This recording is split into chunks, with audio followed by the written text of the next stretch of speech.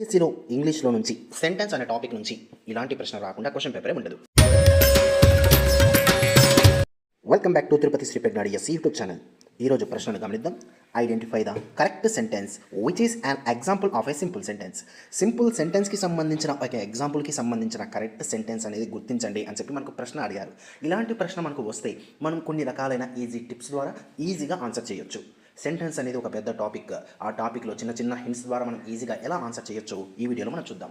Video మొదలుపెట్టే ముందు మన తిరుపతి శ్రీ ప్రజ్ఞ డిఎస్సికి సంబంధించి గత డిఎస్సిలో ఒక 2000కు పైగా జాబ్స్ ఆన్లైన్ మరియు ఆఫ్లైన్లో సాధించడం జరిగింది. దీనికి సంబంధించి మనకు ఆఫ్లైన్ బ్యాచ్ అనేది ఇప్పుడు రన్ అవుతా ఉంది. దీనికి సంబంధించిన అడ్మిషన్స్ కోసం ఇప్పుడే స్క్రీన్ పైన కనిపిస్తున్న నెంబర్కి అయితే కాల్ చేయండి.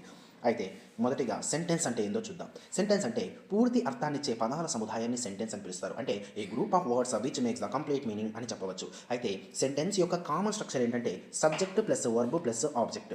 అయితే ఇటువంటి సెంటెన్స్లో రెండు రకాలైన పార్ట్స్ ఉంటాయి. మొదటిది సబ్జెక్ట్, రెండవది ప్రెడికేట్. సబ్జెక్ట్ అంటే ఏమిటి?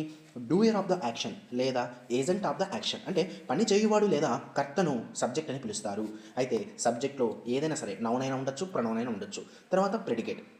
ప్రెడికేట్ అంటే a part of a sentence which tell something about the subject is known as a predicate. అంటే ఆ యొక్క సబ్జెక్టు సంబంధించి ఇంకా అదనపు సమాచారాన్ని ఇచ్చేది మొత్తం కూడా ప్రెడికేట్ అని చెప్పవచ్చు. అయితే ఈ ప్రెడికేట్లో verb form, objects, time words, place words ఇలా ఏవైనా ఉంటాయి అని చెప్పవచ్చు. సెంటెన్స్ అనే పదాన్ని మనం చూసుకున్నట్లయితే ఇక్కడ సెంటెన్స్ అనేది రెండు రకాలు. ఒకటి స్ట్రక్చర్, రెండు మీనింగ్. ఇక్కడ మనకి ఇచ్చిన ప్రశ్న అనేది స్ట్రక్చర్ బేస్ చేసుకుని ఉంది కాబట్టి దానికి సంబంధించిన ఇన్డెప్త్ సమాచారాన్ని తెలుసుకుందాం.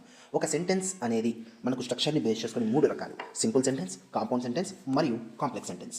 ఇక్కడ సింపుల్ సెంటెన్స్ అంటే ఏమిటంటే ఆ సెంటెన్స్లో ఎటువంటి కంజంక్షన్ ఉండదు, అది సింపుల్ సెంటెన్స్ అని చెప్పవచ్చు. కంజంక్షన్ అంటే ఏమిటి? రెండు వాక్యాలు కలపడానికి ఉపయోగించేది మనకు కంజంక్షన్ అని చెప్పవచ్చు.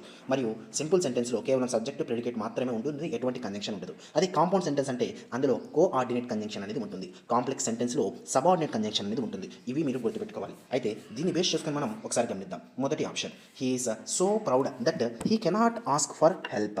అంటే ఇక్కడ దట్ అనే ఆ యొక్క కంజంక్షన్ ఉంది కాబట్టి మనకు ఇది ఒక సింపుల్ సెంటెన్స్ అయితే కాదు. తర్వాత he is two proud to ask for help.